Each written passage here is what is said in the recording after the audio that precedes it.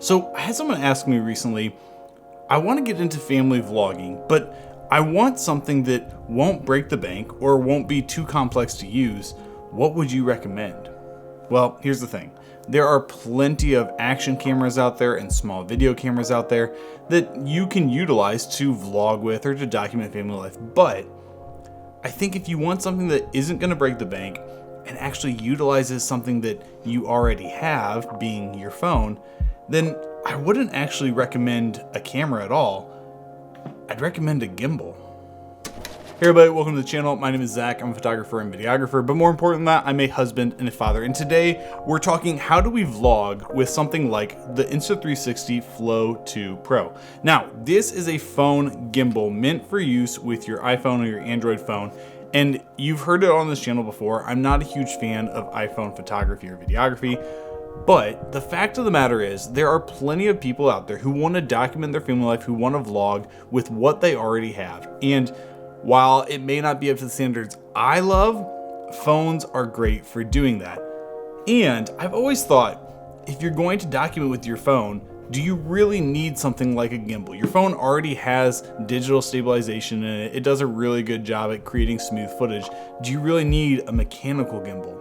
But the thing is, this gimbal is more than just a gimbal. It's a tool that allows you to easily vlog your life.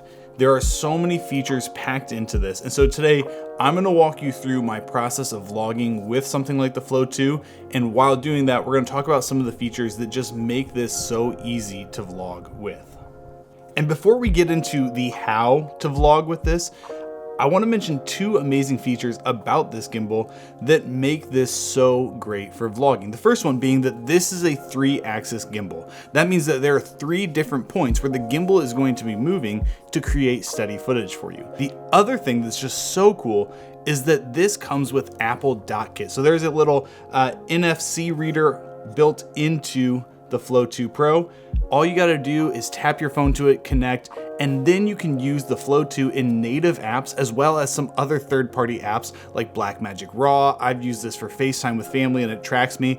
And that's just such a handy feature to have. It seamlessly works with your phone, with your iPhone specifically, to make the process of vlogging and the process of using this to film videos so much simpler.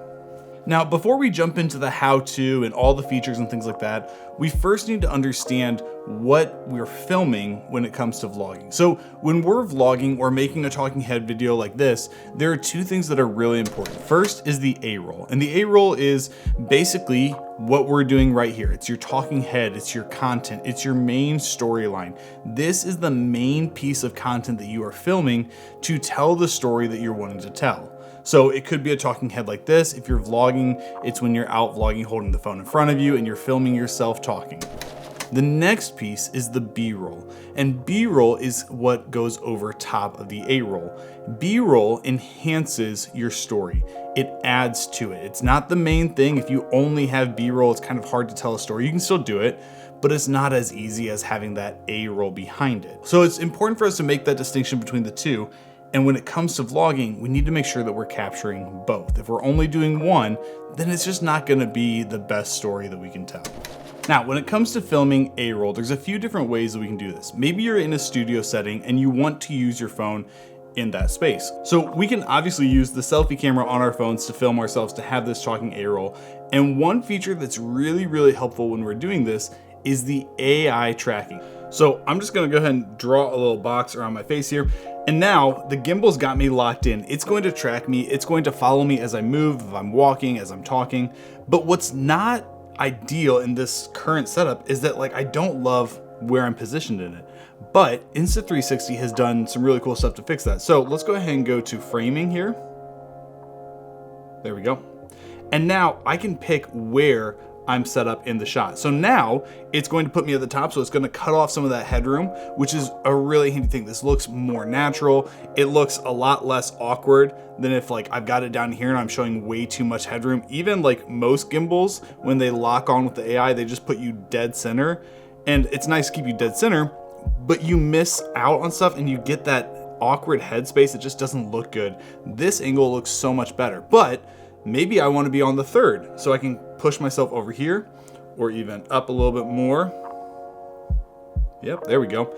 And now I can be talking like this. I've got a third. It's pleasing to the eye. It's helpful. And what's so nice is now it's still going to keep me in frame. I know I'm probably gonna have to yell from my boom mic here, but no matter where I move, it's going to keep me at that point that I asked it to. This is really helpful in a talking head, so you're not getting out of the shot. But maybe you don't want this camera, the selfie camera. We all know that the selfie camera is not as good quality as the back camera. Well, so let's go ahead and flip this around. So now I'm using the back facing camera to have that better image quality from the lenses on the back, but I can't see the screen. I can't tell if I'm in picture or not. Well, Insta360 thought about this and they added a little selfie mirror right here so that you can see whether you're in the shot or not. This is just a simple way to kind of line it up and adjust if need be. So I can see, okay, I'm probably right about there, I'm guessing is going to be the perfect shot for me. Just by using this selfie mirror, super, super handy. So when you're out and about and you're talking and you're vlogging and you're wanting to talk to camera, my preferred method is going to be doing it like this, where I'm using the selfie mirror and I'm using the back facing cameras to get the best quality I can out of my iPhone. One thing that might make it a little bit easier is to actually extend the selfie handle. So now this gives me a little bit more reach. I'm able to reach out, I'm able to make sure I'm really in the shot.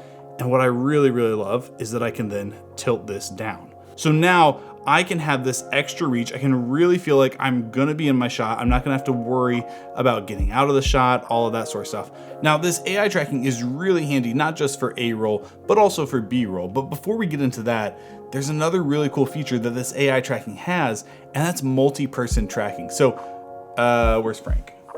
Hang on. Meet Frank.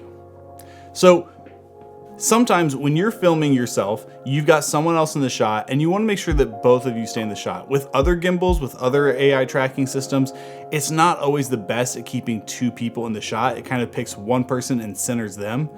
But let's say we got two people. So now I've got me and Frank in the shot and you can see on the screen that it's got me centered, but let's go ahead and change that.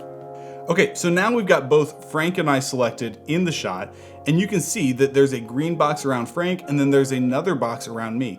What's really handy here is that instead of just keeping Frank in the centered, it actually is going to offset it so that we're both centered in the shot. And if I start to move out of the shot, it's gonna try and adjust to fix that, but it's also gonna mainly follow Frank. So if Frank keeps moving, it's gonna keep tracking Frank. It's still trying to keep me in the shot as much as possible, but it's going to follow the main person. I think that's super handy. Sometimes I'm holding my daughter and I'm vlogging and I can select it so it keeps both of us in the shot. That's really, really nice. I think this is just a super cool feature because not always are you just filming yourself. Sometimes you want to film other people with you, or you're filming two people in front of you.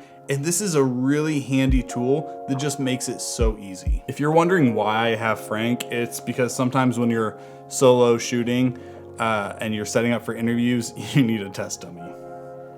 Hence Frank. But let's say again, you want to use that back facing camera because you want to have the best quality. How do you still control all the settings from the back side? Well, that's where the hand gestures come in. So if you use the peace sign, then it's gonna start recording. It's gonna give me that flash. Okay, now I know that it's recording. If I want it to auto track me, then I just hold up my hand. Now it's working and I can move around and trust that it's going to auto track me. Now let's say you've got two people in the shot and you want to use that multi-person tracking, but again, reaching around behind the camera, not really an option. That's when you're going to use the L hand gesture. So we're going to do this. Okay, now it's got both of us. Even if I move out, it's still gonna try and keep both of us in the shot. And this is super handy for if I'm vlogging with my daughter in my hands or I want to track multiple people, but I can't see the screen. I'm using that good quality camera. This makes it so simple to trust that the camera is going to keep both of us in the shot no matter what happens. And I love that because vlogging isn't always the easiest thing, especially for people who haven't done it before and are kind of uncomfortable doing it, which is still me. Like, I'm still uncomfortable vlogging in public sometimes. So for me, when I'm out vlogging and I'm filming my A-roll, my typical way of doing it is by extending the selfie stick, turning the camera around so it's not facing me, so I've got the back facing camera, lining myself up with the selfie mirror, and then go ahead and start that auto tracking. And now it's going to start recording. and we're good. I know that it's tracking me, it's recording, and I can do all my talking head. I can tell the story about the day and what's happening, and just trust that this gimbal is gonna do a lot of the work that I now don't have to worry about. Now, what about B-roll? When it comes to filming B-roll, B-roll is, like I said, that stuff that just adds to your A-roll. It enhances what you're already creating to tell the story. And so for me, when I'm filming B-roll, whether it be in my business, whether it be for weddings, or whether it be for my family documentation, there's a few things that I do that I think enhance the video. And mostly that comes down to different gimbal movements. So there's a few gimbal movements that I want to walk you through that I think are really easy for new people to use, but also really easy to use on this gimbal and can just help your vlog come out so much better. And because of the AI tracking on here, you can pair these movements with that AI tracking and just get super smooth, super beautiful cinematic shots. So the first one is two actually, and it's the push in and the pull out shot. And the push in and the pull out shot are exactly what they sound. You pick your subject and you push the camera into them, or you pull the camera away from them. And what these do are they're shots that draw you in, that reveal your subject, that show you some context, show you some detail, and then just help you kind of tell that story. Maybe you're talking about your kids playing and you can do a little push in shot of them. Maybe you're talking about how you're at this cool pumpkin patch and you can do a pull out shot revealing the whole pumpkin patch. Whatever it might be, but these shots just enhance the A-roll. The next shot is the parallax shot. And this is probably like my go-to shot, especially for weddings. I have to like remind myself not to overuse the parallax because I love it so much. And basically what it is you keep your subject in the center of the screen and then you just move around them in a semicircle, maybe in a full circle. And what's so nice about the Insta360 Flow 2 Pro is that you can select them with the AI tracking, just like you could use with the push in or the pull out. And then you just walk around and it makes it so easy to capture because the gimbal is doing a lot of the work for you. So it's a beautiful shot and it's so easy to use on this gimbal. Now, the next one isn't one that I think I would typically recommend to people who have just started or are just new to using a gimbal, but I'll recommend it because with the Flow 2, it's actually really easy to use. And that is the crane shot or the jib shot. And this is a really cool shot if you're watching TV shows, like my wife and I are watching Dancing with the Stars right now. And a lot of the shots that they do, I'm assuming are coming from a jib shot because it's a camera that's kind of up on, it's got an arm reached out for it, and it's able to get these really cool sweeping shots. This actually allows you to do the same thing. All you gotta do is extend the selfie arm, twist it, and then you're gonna twist it again. And now you've turned your gimbal into a jib. And so what you do is you can do these like raise up shots and you're not getting the gimbal in the shot itself. You're able to do these kind of like sweeping motions and it's just a really cool shot. I love these shots. We'll use these a lot in the live streams when we're doing auctions and things like that. I don't use these too much in wedding videos because we don't have a jib on the wedding day. But if I did, oh, could you imagine how cool that would look? I wonder if anyone's ever used a jib for a wedding. Anyways, I think this is a really cool feature that they added into this gimbal because it's honestly kind of simple to add in, I feel like, and it just makes sense and it gives you so much more reach, so much more ability to create fun shots. So for me, when we're out vlogging, I'll do my A-roll and then I'll start getting some B-roll shots. Maybe it's my kids playing as we're at the park or playing when we went to the pumpkin patch, the cow farm, whatever it is. It's getting some shots of my kids on the bouncy castle thing or on the spider web like climbing rope thing. And that just allows me to add to what I'm talking about. And I think what's so cool about this gimbal is with the AI tracking, I know I'm talking about the AI tracking a lot. I think that's probably the best feature of this gimbal is that allows you to learn how to use a gimbal. Yes, you could turn on the AI tracking and you can just let the gimbal do all the work for you.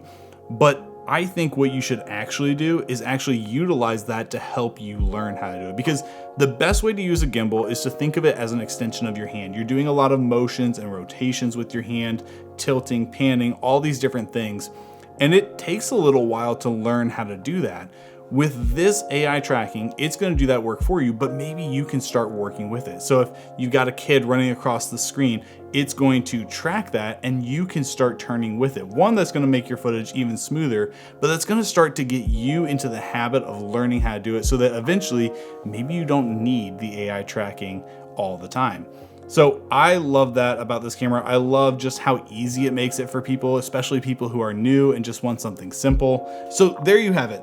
There's a simple how-to of filming A-roll and B-roll vlogging with the Flow 2 Pro, but it doesn't stop there because Insta360 has an amazing app that allows you to do all the editing of your footage in the app. And actually, maybe you're like, I don't really want to do the editing. Maybe I don't have time to do it, or maybe I'm just too lazy, and that's completely fine. That's fair. We're all parents. We understand it. That's how life is sometimes. And the cool thing is that Insta360 will actually do all that work for you because they've got AI editors where you can go in, you can pick a template, and you can let the AI do all the work of setting up your vlog. Now, maybe you don't want to just pick a template. You just want to even go easier and just say, hey, here are the clips I want. Make something cool for me, and it'll do that. And I think for someone who's wanting something that's easy, simple, that's just a really great feature. So if you're looking for something that's going to allow you to document family life, that's going to be something cheap and easy to use, and honestly teach you how to be better at vlogging and documenting family life, then I think the Flow 2 Pro is a great option. So thank you to Insta360 for sending me your product, for supporting this channel. I hugely appreciate it. I love to do reviews on products that I actually use and I think are good to use.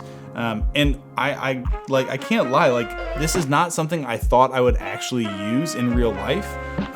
But the more and more I play with it, the more and more I realize like, actually this is really simple and really easy to use. And the footage is better than I thought it was gonna be. Sorry, iPhone. But I think this is something that's just great for everyday parents out there wanting to vlog and wanting to document family life. So yeah, you can check the link down below if you're interested in picking one up for yourself. If you enjoyed this video, please hit that like button, subscribe if you're not already, and I'll see you in the next video.